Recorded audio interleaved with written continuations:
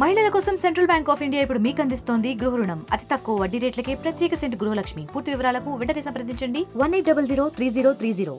నమస్తే, నేను doctor KP Ranganayakulu, consultant interventional cardiologist, విశాఖపట్నంలో ప్రాక్టీస్ చేస్తున్నాను. ఈరోజు వరల్డ్ హార్ట్ డే. దీన్ని వరల్డ్ హార్ట్ ఫెడరేషన్ అనే ఒక బాడీ ప్రతి సంవత్సరం ఒక దినాన్ని ఎంచుకొని జనాల్లో అవగాహన పెరగడానికి సెలబ్రేట్ చేసే దినం. ఈ సంవత్సరం వచ్చే 3 సంవత్సరాల్లోనే ఈ యొక్క థీమ్ని పెట్టుకొని వరల్డ్ హార్ట్ ఫెడరేషన్ ప్రొపగేట్ చేస్తుంది. యూజ్ హార్ట్ ఫర్ యాక్షన్ అంటే ఆలోచించి గుండె గురించి జాగ్రత్తలు తీసుకోవడం. మనం ఈ గత 5 సంవత్సరాలుగా వరల్డ్ హార్ట్ ఫెడరేషన్ అన్న బాడీ డిఫరెంట్ థీమ్స్తో వచ్చారు. స్టార్టింగ్ గుండె గురించి అవగాహన పెరగడానికి బీట్ సివిడి, తర్వాత కనెక్ట్, నో హార్ట్, తర్వాత హార్ట్ ఫర్ ఎవ్రీ హార్ట్, ఇప్పుడు హార్ట్ ఫర్ యాక్షన్. సో ఇందులో దీని ముఖ్య ఉద్దేశం ఏంటంటే, ఇప్పటికీ ఎన్ని సంవత్సరాలైనా వైద్యంలో ఎంత మెరుగుదల వచ్చినా చాలామందికి వైద్యం వెళ్ళట్లేదు. స్టిల్ మనకి ఈ హార్ట్ ప్రాబ్లమ్స్ అనేవి they are the maximum cause of death జనాల్లోనూ. సో దీన్ని ఎట్లా మనం అవాయిడ్ చేయాలి? డిస్పైట్ మనకి ఇన్ని హెల్త్ ఫెసిలిటీస్ ఉన్నా, ఈ జనాల్లో అవగాహన పెంచితేనే కానీ హెల్త్ ఫెసిలిటీస్ కంప్లీట్గా యూటిలైజ్ అవ్వట్లేదు. చాలా చోట్ల, చాలా దేశాల్లో హెల్త్ పాలసీస్ అనేవి they are not up to the mark. ఉన్నా సరే ఇంప్లిమెంట్ అయినా జనాల వరకు వెళ్ళట్లేదు. సో దీనికి మన బాధ్యత, నేను ఒక డాక్టర్గా, మీరు ఒక పేషెంట్గా, ఒక జనరల్ పబ్లిక్గా ఏమేమి చేయాలి అన్నదానికి ఈ యూజ్ హార్ట్ ఫర్ యాక్షన్ అన్నది. నేను ఒక డాక్టర్గా వచ్చే జనాలకి ఎడ్యుకేట్ చేయడం, వాళ్ళని ట్రీట్ చేయడం. సో మీరు ఒక పేషెంట్గా, మీరు కష్టపడ్డ కష్టాలు, మీకు తెలిసిన గుండె గురించి నాలెడ్జ్, దాన్ని వేరే వాళ్ళకి షేర్ చేయడం. జనరల్ పబ్లిక్గా మనకొక ఈ దేశమంతా ఒక ప్రాపర్ హెల్త్ పాలసీస్ ఇంప్లిమెంట్ అయ్యేటట్టు, ఈవెన్ నేషనల్ లెవెల్లో దీన్ని తీసుకెళ్ళడం. ఇవి ఇంప్లిమెంట్ అయితే మన ఆరోగ్యానికే మంచిది, మీ గుండెకే మంచిది. సో జనరల్గా గుండె తాలూకా జాగ్రత్తలు మనం ఈ విధంగా తీసుకుంటే, గుండె గురించి మనం తీసుకునే ఆహారం ఫస్ట్. సో ఆహారంలో రెడ్ మీట్ అనేది తగ్గించుకోవాలి. More vegetarian diet, fruit diet పెంచుకోవాలి. సో ఇంటర్మిటెంట్ ఫాస్టింగ్ కూడా ఒక రకంగా మంచిదే. సో రాత్రి మన డిన్నర్ ఎర్లీగా తినడం. సో దీంతోపాటు మీట్ తగ్గించడం, ప్రాసెస్డ్ ఫుడ్ తగ్గించుకోవడం, సాల్ట్ కన్జంప్షన్ తగ్గించుకోవడం మనం చేయాల్సిందే. సో జనరల్గా తర్వాత వ్యాయామంలో మనం మాట్లాడుకుంటూ ఉంటాం. ఈ కార్డియో ట్రైనింగ్ అని, రెసిస్టెన్స్ ట్రైనింగ్ అని, నెక్స్ట్ స్ట్రెచ్చింగ్స్ అని. So cardio training at least 5 days a week, at least 20 minutes per day పెట్టుకుంటే మీకు మంచిది. సో దిస్ ఇంక్లూడ్స్ మనకి walking, running, jogging, swimming and various other sports activities. ఈ రెసిస్టెన్స్ ట్రైనింగ్లో కూడా you can shape up your body. Next belly fat reduce చేసుకోవడం. This at least ఒక 2 days a week which are non consecutive is better. So stretches మనం చేయడం వలన మనకు ఈ జాయింట్ పెయిన్స్ అవన్నీ తగ్గుతాయి. ఇన్ అడిషన్ ఈ మన వర్కౌట్స్లో వాటిలోని నొప్పులు రాకుండా, దానివల్ల డిస్కంటిన్యూ అవ్వకుండా ఉపయోగపడుతుంది. Yoga is a mix of all these things అన్నమాట మనకి. So next health care education, health care facilities మనకి. సో చాలా చోట్ల హెల్త్ కేర్ ఫెసిలిటీస్, ఎడ్యుకేషన్ ఉన్నా సరే దాన్ని అడిక్వేట్గా మనం వాడుకోలేకపోతున్నాం. So as a doctor, as patient, as public, ఇవన్నీ మనం జనాల్లోకి వెళ్ళేటట్టు చేయడం బై హెల్త్. ఈరోజు మనం చేసిన ఒక యాక్టివిటీ జనాల్లో అవగాహన పెంచడానికి బీచ్ రోడ్లోని. సో అట్లనే జనాల్లోకి ఈ హెల్త్ కాన్షియస్నెస్ అనేది తీసుకువెళ్ళడం, దాన్ని ఇంప్లిమెంట్ అయ్యేటట్టు గవర్నమెంట్ అఫీషియల్స్తో మనం మాట్లాడి చూసుకోవడం. అట్లాంటి ఒక ప్రోగ్రామే మనకుండే ఈ ఆరోగ్యశ్రీ బార్, ఎన్టీఆర్ వైద్య సేవలు. వీటిలో ఎంతోమందికి గుండె పరంగా చాలా నాణ్యమైన వైద్యం జరుగుతుంది. సార్, ప్రస్తుతం యువతకి మీరు ఎలాంటి సజెషన్స్ ఇస్తారు? యువతికి మనం ఇప్పుడు ఇచ్చే అడ్వైజ్, ఇది మన ఆరోగ్యాన్ని చూసుకోవడానికి తినే తిండి, మీ ఇన్కమ్ జాగ్రత్త.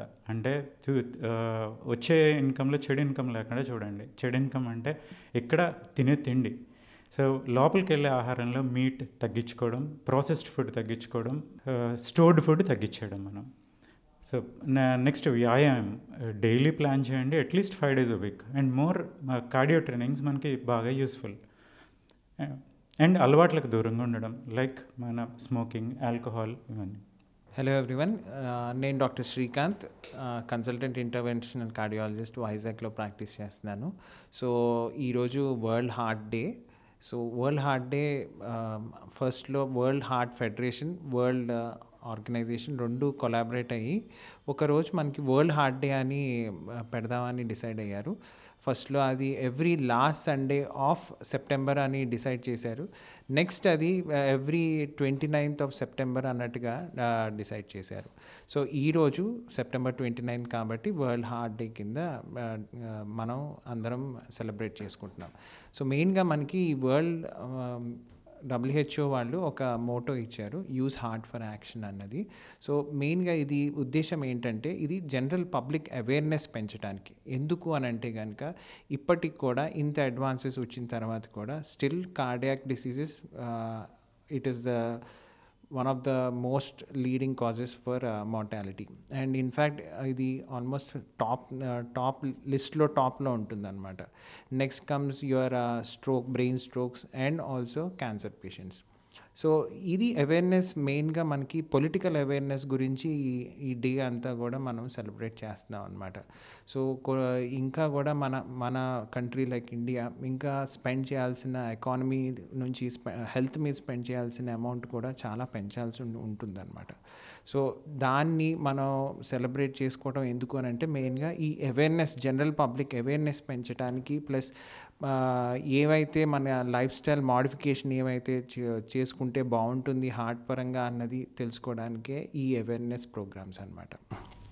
సార్, ఏ ఏజ్ గ్యాప్ వాళ్ళకి ఎక్కువ గ్యాప్ మీన్స్ ఎవరికి ఎక్కువ ఈ సిమ్టమ్స్ కనపడతాయి, ఎవరికి వచ్చే అవకాశం ఉంది? సో ఇంతకుముందు జనరల్ కాన్సెప్ట్ ఏంటంటే ఓల్డర్ ఏజ్ పీపుల్లో హార్ట్ అటాక్స్ వస్తాయన్నది ఒక నోషన్ అంటూ ఉంది. ప్రస్తుతానికి ఓన్లీ ఓల్డర్ పాపులేషన్లోనే రావాల్సిన అవసరం అయితే ఏమీ లేదు.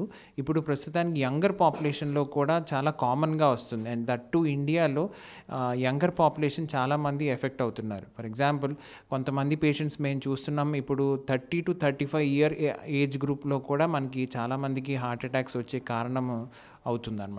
సో ఎందుకు ఇలా జరుగుతుంది? మెయిన్గా మన లైఫ్ స్టైల్ మారిపోవడం, ఎస్పెషల్లీ సెడెంటరీ లైఫ్ స్టైల్గా ఎక్కువగా పెరగటం వల్ల ఈ కారణాలు జరుగుతున్నాయి అన్నమాట. ఇంతకుముందు ప్రతిదానికి కూడా మనం ఒక చోటకి వెళ్ళి అక్కడ పని చేసుకొని రావటం అనేది ఉంది. ఇప్పుడు కనీసం తినడానికి కూడా ఎవరూ కదలట్లేదు. స్విగ్గీ అంటున్నారు, జొమాటో అంటున్నారు, వాళ్ళే మన ఇంటి దాకా వచ్చేసి ఇచ్చేస్తున్నారు. సో ఈవెన్ తినడానికి కూడా మనం కదిలే పరిస్థితి లేకుండా అయిపోయింది. సో దీనివల్ల ఈ సెడెంటరీ లైఫ్ స్టైల్ వల్ల, అదే కాకుండా స్ట్రెస్, ప్రతి జాబ్లోనూ స్ట్రెస్ అనేది బాగా పెరిగిపోయింది అనమాట. ఈ స్ట్రెస్ కూడా ఒక మేజర్ రిస్క్ ఫ్యాక్టర్.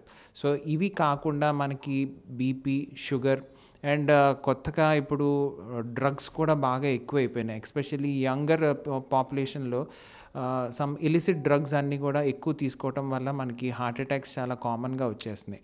సో ఇప్పుడు ప్రస్తుతానికి ఓల్డర్ ఏజ్ గ్రూప్లోనే హార్ట్ అటాక్స్ వస్తాయి అనే బిలీఫ్ వదిలేసి ఈవెన్ యంగర్ పాపులేషన్లో కూడా హార్ట్ అటాక్ వచ్చే ఛాన్సెస్ ఉన్నాయన్నది మాత్రం మనం గుర్తుంచుకోవాలి. సార్, ఈ ప్రికాషన్స్ ఏ విధంగా తెలుస్తుంది మనకి, ఎలాంటి జాగ్రత్తలు పడాలి? సో ఇప్పుడు చాలామందికి ఒక రాంగ్ నోషన్ ఏంటంటే లెఫ్ట్ సైడ్ చెస్ట్ పెయిన్ అయితే అది ఓన్లీ కార్డియాక్ పెయినే అవ్వచ్చు అన్నట్టుగా. కానీ ఇక్కడ తెలుసుకోవాల్సింది ఏంటంటే లెఫ్ట్ సైడ్ చెస్ట్ పెయిన్ అయితే అది కార్డియాక్ అవ్వచ్చు and that is the most important factor to be ruled out. But left side chest pain వల్ల ప్రతిదీ కూడా కార్డియాక్ పెయిన్ అవ్వకపోవచ్చు. సో ఇప్పుడు మనం తెలుసుకోవాల్సిందంటే అసలు కార్డియాక్ పెయిన్ అంటే ఎలా ఉంటుంది. నేను ఇప్పుడు చెప్పబోయే పాయింట్స్ మాత్రమే కార్డియాక్ పెయిన్ అవ్వకపోవచ్చు, వేరే రకంగా కూడా రావచ్చు. సో ఇప్పుడు చెస్ట్ పెయిన్ యూజువల్గా సెంటర్లో వస్తుందన్నమాట. ఈ సెంటర్లో మనకి కొంతమందికి హార్ట్ అటాక్ వచ్చినప్పుడు బరువుగా అనిపించటము, లేదా బాగా పట్టేసినట్టుగా అనిపించటం, లేదంటే మంటగా అనిపించటం, ఇట్లా కొన్ని చెప్తూ ఉంటారు కార్డియాక్ పెయిన్తో. ఈ కార్డియాక్ చెస్ట్ పెయిన్తో పాటు సపోజ్ ఆ పేషెంట్ ఏమన్నా బాగా ఆయాసపడిపోవటం, నడుస్తూ ఉంటే, లేదు అని అంటే వచ్చినప్పుడు బాగా చెమటలు పట్టేయటము, ఎవరో వెనక నుంచి పట్టేసినట్టుగా అనిపించడం, ఇట్లాంటివి యూజువల్గా ఫ్రీక్వెంట్గా ఈ సిమ్టమ్స్ అన్నీ కంబైన్డ్గా చెప్తూ ఉంటారు. సో ఇవన్నీ కలిసికట్టుగా ఉంటే కనుక మోస్ట్ ఆఫ్ ద టైమ్స్ ఇది కార్డియాక్ పెయిన్ అవ్వచ్చు. కాకపోతే ఇవి లేకపోయినా కూడా కార్డియాక్ చెస్ట్ పెయిన్ అవ్వచ్చు. ఎలా అంటే ఎస్పెషల్లీ డయాబెటిక్ పేషెంట్స్లో వాళ్ళకి చాలామందికి టిపికల్ కార్డియాక్ చెస్ట్ పెయిన్ ఉండకపోవచ్చు. వాళ్ళకు ఓన్లీ నడిచినప్పుడు ఆయాసం రావటం, లేదంటే చిన్న బరువుగా అనిపించడం ఇలా మాత్రమే ఉంటాయి. సో అలాంటివి కూడా మనం కార్డియాక్ చెస్ట్ పెయిన్ కింద తీసుకురావాలి. అలాంటివి ఏమన్నా ఉంటే కనుక మనం వెంటనే దగ్గరున్న జనరల్ ఫిజిషియన్ లేదా కార్డియాలజిస్ట్ దగ్గరికి వెళ్ళి అది మనం రూల్ అవుట్ చేసుకోవటం ఎంతో ముఖ్యం. ఎందుకంటే కొన్నిసార్లు మనకు ఒక గోల్డెన్ పీరియడ్ అని అంటూ ఉంటుంది. అది యూజువల్గా వితిన్ 12 అవర్స్లో వస్తే కనుక మనం డైరెక్ట్గా యాంజియోగ్రామ్ చేసి ఆ యాంజియోగ్రామ్లో ఏమైనా బ్లాక్స్ కనిపిస్తే కనుక దాని ప్రకారంగా మనం ట్రీట్మెంట్ కూడా మనం చేసుకుంటే కనుక చాలా మంచిది. సార్ ఒకవేళ సిమ్టమ్స్ కానీ వస్తే ఫస్ట్ డాక్టర్ సజెషన్ తీసుకోవాలా, ఏం చేయమంటారు? సో ఇప్పుడు సోషల్ మీడియా కూడా ఒక పెద్ద రిస్క్ ఫ్యాక్టర్ అని చెప్పుకోవచ్చు. ఎందుకంటే సోషల్ మీడియాలో మెసేజెస్ చాలా వస్తున్నాయి. అంటే మెడిసిన్స్ లేకుండానే మేము తగ్గించేస్తాము, లేదంటే బైపాస్ అవసరం లేదు, ఇలాంటి మెసేజెస్ చాలా సోషల్ మీడియాలో సర్క్యులేట్ అవుతున్నాయి. చాలామంది ఇవి నమ్మేసి అవి చేస్తున్నారు కూడా.